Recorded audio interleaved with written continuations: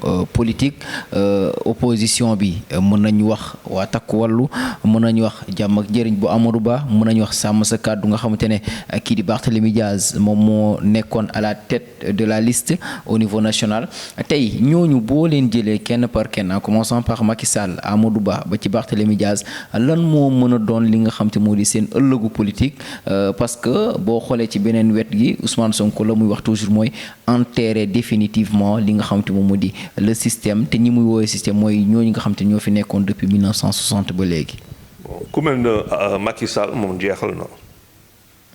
moom jeexal na Sénégalais yi wan nañ ko yow c'est fini 2000 c'est-à-dire pourquoi mu bokk sax ci élection yi xëy na justement mooy poursuite yi moo tax mu ñëw sinon peut-être que mënoon na am du ñëw.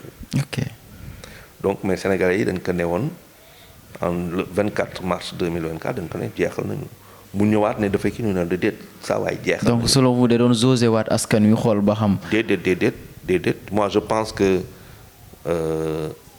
dafa doon je pense qu'il y a une épée de Damoclès sur sa tête. ok et qu'il devient vital important pour moom mu bokk et que amoon na yaakaar que mun nañ fragiliser ba ñu am lu am importance ci wàllu ay sièges. jéem a imposer cohabitation si moom rek si jëmmam moom. mais fàtte que Sénégalais yi. mooy lu ma fa ma tàmbalee. fàtte que Sénégalais yi si dynamique boobu la nekk.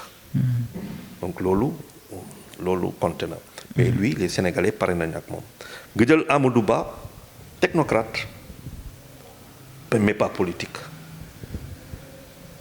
il n'est pas politique.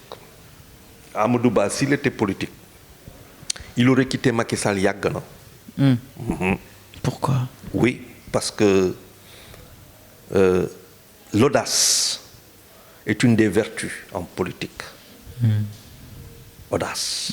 Macky Sall, ce qui en a fait un président en 2012, audace. ba ko Abdoulaye Wade bëgg kii def nii dafa jóge foofu dem yoonam Sénégalais yi xool lool ne ko fulla ki am na fulla ki am na fayda ki am na fit song ni Macky Sall loolu moo c'est ça qu'en a fait un président. Et c'est exactement c'est pour ça que les valeurs sénégalaises là buñ ko dee fàtte.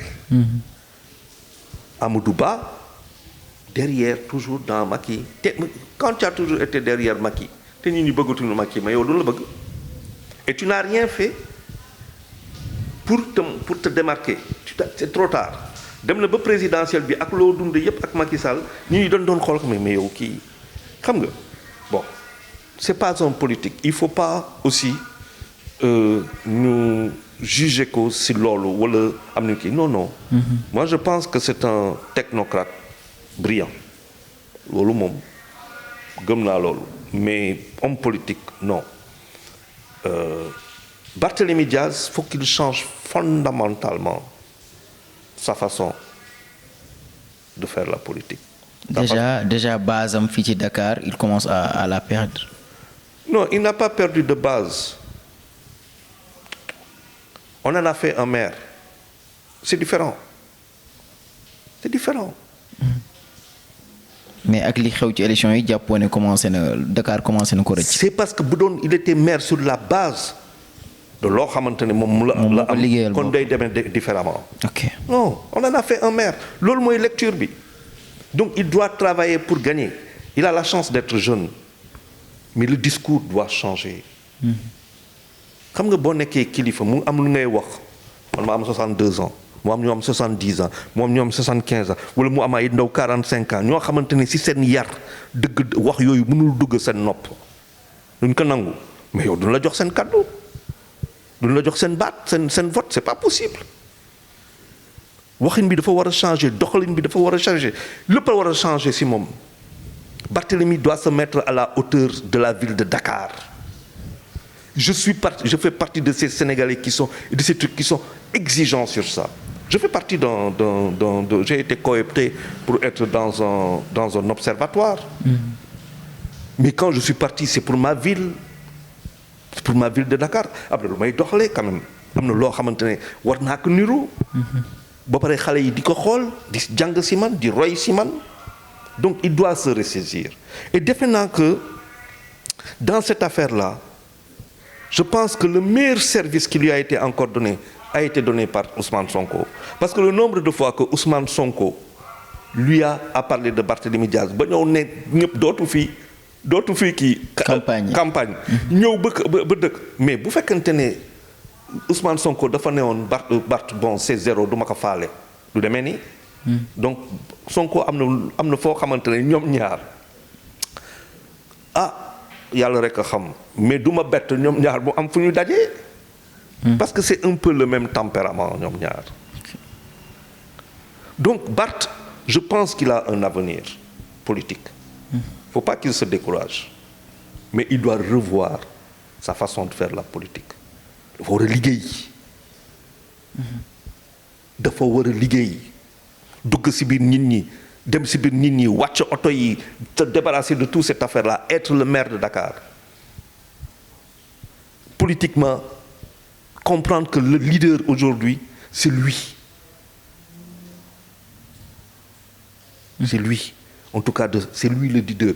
Et un leader, mais il n'a qu'à s'inspirer, sans être Sonko, en étant Barthélémy Diaz, mais un Barthélémy Diaz, voilà, voilà quoi.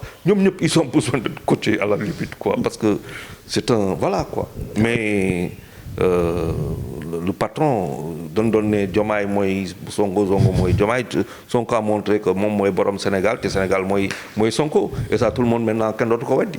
D'accord, une dernière question peut-être foofu ca biir sàmm sa kàddu am na ñeneen leader yu fa nekkoon mën na ci tudd Pape Djibril Fall mën na ci tudd waa PUR itam ñeneen ñoom Thierno Bocoum Anta Babacar et tout Bougane Gueye Dany ñoo ñëpp selon yow ndax tey dañoo war a ñoom itam jéem a ressaisir waat génn ber seen yoon surtout Pape Djibril Fall un jeune comme lui ñooñu tey bu fekkoon ne vous étiez leur conseiller lan nga leen di digal tey. Moi j'aurais été leur conseiller, je n'aurais jamais participé à ces législatives-là. Pourquoi? 8 mois c'est court. Donc tu allais te ranger derrière le pouvoir, soit je me range derrière, soit je reste dans mon coin. Et je dis aux Sénégalais, mais l'homme l'a expliqué sans que yëpp investissement retour sur investissement. yow nga ñëw présidentiel amoo des 7% amoo 13% amoo 15% 1% nga am 2% sax amoo ko. nga bëgg a ñëw législative foog ne que di nga am lu ëpp lool. mais amul sens 8 mois après c'est impossible mais 2 ans après 3 ans après est-ce que Pastef a réussi? Est-ce que Pastef dans le cadre de justement des volets politiques social, économique, Pastef après tout ce qui se passe a inversé la donne ba nga xam ne investisseurs étrangers yaa ngi ñëw, les investissements étrangers arrivent.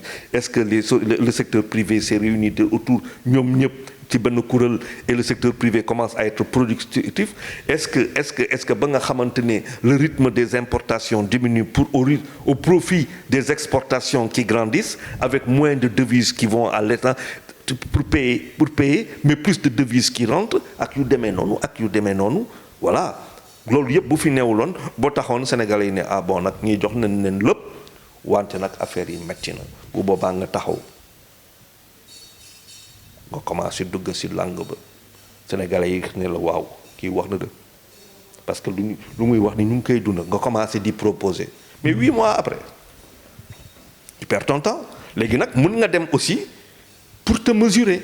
nga xool foo toll ci Sénégalais yi nga am ay indices mais quand tu es dans les coalitions ban indice ngay am Sonko a prouvé et man dama ko yàgg wax gis nga coalition du dara dul ay gâteau ku nekk jël sa seddale bi am.